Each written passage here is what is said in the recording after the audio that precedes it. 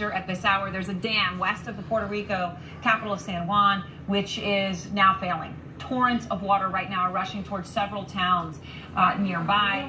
This threat coming as 3 million people are without power in Puerto Rico. It is now getting to the point of a health crisis. There's a limited supply of food, fuel, and water, and no communication still for so much of that island. Nick Valencia is out front. He is in San Juan.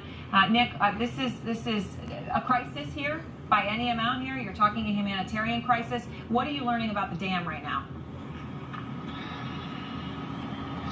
Aaron, this is an extremely dangerous situation, as if this island territory has not already been through enough this last week. Now 70,000 residents in 2 townships are at risk of this dam potentially failing. The Oaxaca Dam in northwest part of the island. We understand local engineers reportedly found a crack in this dam, causing them so much concern that they brought in buses to try to evacuate those that cannot evacuate themselves. We understand those ongoing evacuations are continuing at this hour. And as if this wasn't bad enough, it was earlier today between about 4 a.m. and 6 a.m. that this community was just pounded with heavy rain, lightning, and thunder. It was 3 days ago that Hurricane Maria made landfall here in Puerto Rico, and this storm system was so big that here we are nearly 3 days later, and we're still dealing with severe weather conditions. It was just a day or so ago that our team was able to get out into the community, and what we saw was just catastrophic damage to the infrastructure. Gas stations underwater, communication down, cell towers down. The local mayor told me that she is trying to set a tone for her residents to deal with the lack of modern life, expecting them to be without power for up to 6 months. Aaron? Thank you very much, Nick Valencia. And joining me now on the phone is the Puerto Rican Secretary of State, Luis Gerardo Rivera Marin. Secretary, thank you so very much. I mean, it is hard to comprehend what we're hearing here. 6 months without power. You are talking about living without modern life and outside of modern life. I know the governor is heading to the dam. You have been talking to everyone on the ground. How bad is that situation at this moment, Secretary?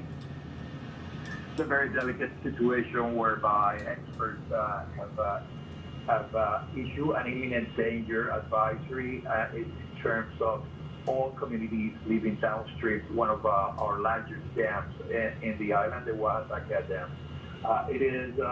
We were beat at first by Irma, and we were just recovering from Irma where we were struck a direct hit of Maria, and we were struck by ferocious winds, and thereafter monumental rain. And as the National Weather Service and Governor Ricardo Rosselló advised the committee, it was the rain the greatest danger. We rescued yesterday and the day before close to 2,000 families from flooded areas.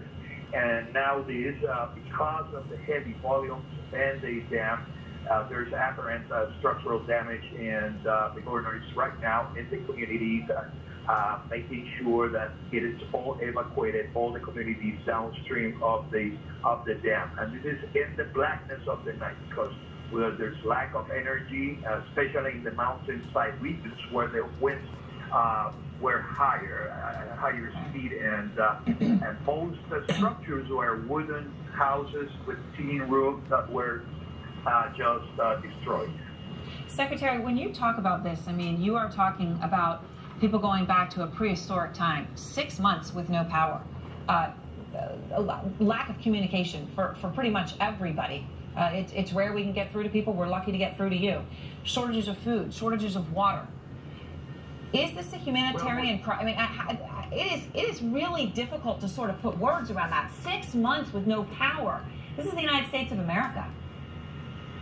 Certainly, we're facing great dire, and we were just getting our energy back, and many of our supplies in terms of power lines and switches and all the materials needed to get our power back were used recovering from Irma.